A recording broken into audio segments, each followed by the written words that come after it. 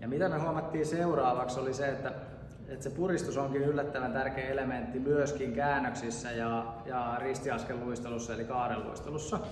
Ensimmäinen aha-elämys tuli siihen koronan aikaan, kun meillä kävi täällä Tampereen slalom-seura harjoittelemassa, että laitettiin koneet alaspäin ja slalom-seura kävi tekemään slalom-uistelua, mutta slalom lasketteluliikkeinä sitä. Ja mä juttelin tämän Tampereen slalom-seuran kanssa siitä, että mikä niiden kohta on, milloin ne hakee nopeutta, kun ne laskee alaspäin.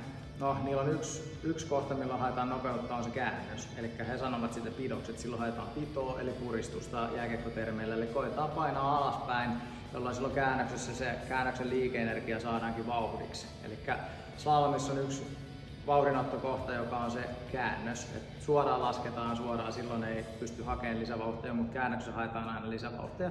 No, jääkiekossa on käännös myöskin. Aikaisemmin ollaan käännöstä tarkasteltu niin, että se on koettu mennä mahdollisimman kevyesti läpi. Eli vähän niin kuin pyörähdetty kolikon päällä on sanottu aikaisemmin, tai todella niin kuin pienellä äänellä, että koetaan pitää se teränkäytöllisesti tosi smoothina se käännös. Me ollaan haluttu tuoda sinne se puristus mukaan, jolloin me ollaan harjoiteltu tosi paljon käännöspuristamista. Eli aina kun käännytään, niin koetaan syvästä hakea lisävauhtia. Varsinkin jos halutaan päästä nopeasti sieltä pihalle sieltä käännöksestä, niin puristetaan ne käännökset läpi ja varsinkin hyödynnetään sisäjalan ulkoterää. Niin sitä me ollaan harjoiteltu täällä ja luistelukoneella pystyy tosi hyvin harjoittelemaan ja demonstroimaan ja opettaa sitä asiaa.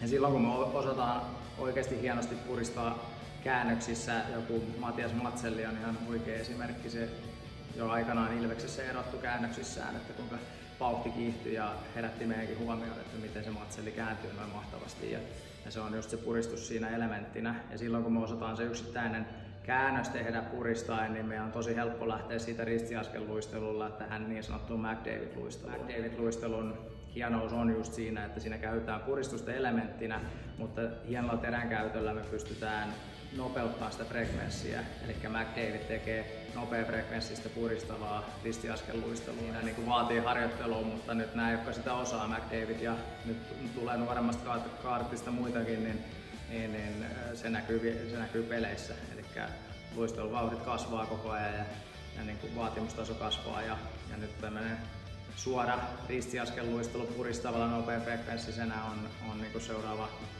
10 vuoden tämmöinen niin kuin kehityskulku, joka nousee sitten varmaan ihan perusvaatimustasoksikin myöhemmin.